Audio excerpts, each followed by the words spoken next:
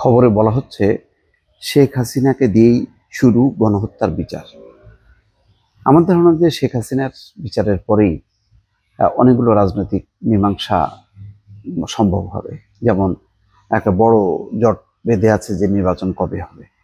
তো শেখ হাসিনা যেহেতু এই গণহত্যার মূল আসামি বা অভিযুক্ত, তাকে বলা হচ্ছে, জাতিসংঘের যে প্রতিবেদন, সেই প্রতিবেদনেও কিন্তু প্রধান নির্দেশদাতা হিসেবে শেখ হাসিনার নামটা এসেছে এবং জাতিসংঘের ওই প্রতিবেদনটা এই বিচারের সাথে যুক্ত করা হচ্ছে, তাদের ফাইন্ডিংসগুলো সামনে আনা হচ্ছে এবং শেখ হাসিনার নির্দেশ ছাড়া এত নির্মম হত্যাকাণ্ড সংঘটিত হওয়া সম্ভব না সারা দেশব্যাপী। তো সুতরাং শেখ হাসিনা এখানে প্রধান নির্দেশদাতা বা যেটা বলা হচ্ছে যে সুপিরিয়র কমান্ড হিসেবে থাকছেন শেখ হাসিনা। প্রতিবেদন তৈরির কাজ এখনো বাকি, 1/3 এখনো বাকি। চূড়ান্ত করে 2 তদন্ত প্রতিবেদন দাখিল এপ্রিলে দাখিল হয়ে যাবে।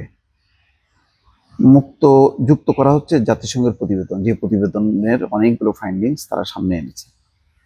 যাচাই বাছাই করে ট্রাইব্যুনালে যাবে ফর্মাল চার্জ, পরে বিচারের মুখোমুখি হবে ওবায়দুল কাদের সহ বাকিদেরকে এর পরের ধাপে করা হবে। তো প্রথম ধাপটা যদি শেষ হয় এপ্রিল মাসের দিকে, তাহলে জিনিসটা কি হবে, এরপরে বিচার কাজ অন্য যেগুলো সেগুলো চলতে থাকবে স্বাভাবিক গতিতে। ফলে পুরো বিচার প্রক্রিয়া শেষ হবার পর নির্বাচন, এই প্রসঙ্গটাও আসবে না। এটা একটা ভালো, যদি ট্রাইব্যুনাল তার কাজ শেষ করতে পারে। জুলাই আগস্টের গণঅভ্যুত্থানে মানবতা বিরোধী অপরাধ এবং গণহত্যার অভিযোগে ক্ষমতাচ্যুত প্রধানমন্ত্রী শেখ হাসিনার বিরুদ্ধে তদন্ত প্রতিবেদন চূড়ান্ত করছে আন্তর্জাতিক অপরাধ ট্রাইব্যুনালের তদন্ত সংস্থা।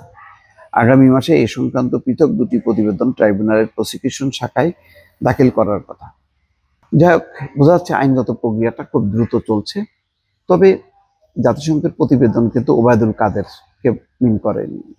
মানে শেখ হাসিনার এই নির্দেশগুলো ইমপ্লিমেন্ট করার জন্য একটা 2জন ব্যক্তিকে নাম সামনে এনেছে, সাবেক স্বরাষ্ট্রমন্ত্রী আসাদুজ্জামান কামাল এবং তার নিরাপত্তা উপদেষ্টা জেনারেল তারেক সিদ্দিকী। এই 2জনকে, শেখ হাসিনার পরে এই 2জনকে দায়ী করা হচ্ছে। তো সুতরাং যদি ধারাবাহিকভাবে করা হয় জাতিসংঘের প্রতিবেদন ধরে, তাহলে কিন্তু শেখ হাসিনার পরে স্বরাষ্ট্রমন্ত্রী আসাদুজ্জামান কামাল এবং ওই সামরিক উপদেষ্টা তারেক সিদ্দিকীর নামটা আসবে।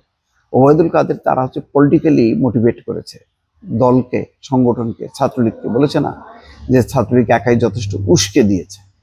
উস্কানিদাতা হিসেবে তাদেরও বিচার হওয়া উচিত। তবে একেবারে যারা মানে গুলি করার জন্য, হত্যা করার জন্য যারা নির্দেশ দিয়েছে, তাদেরকে আগে শনাক্ত করা দরকার এবং তাদের শাস্তি দরকার। এইটা একেবারেই খুব জরুরি। এটা মানুষ এইটার এই বিচারে যদি বিলম্ব হয়, তাহলে শেষে অনেক কিছু হারিয়ে যাবে। আর এই বিচার ছাড়া এই গণঅভ্যুত্থানের কোনো যৌক্তিকতা দেওয়া যাবে না, এর একটি পরিণতি পাবে না যদি বিচার করা না হয়।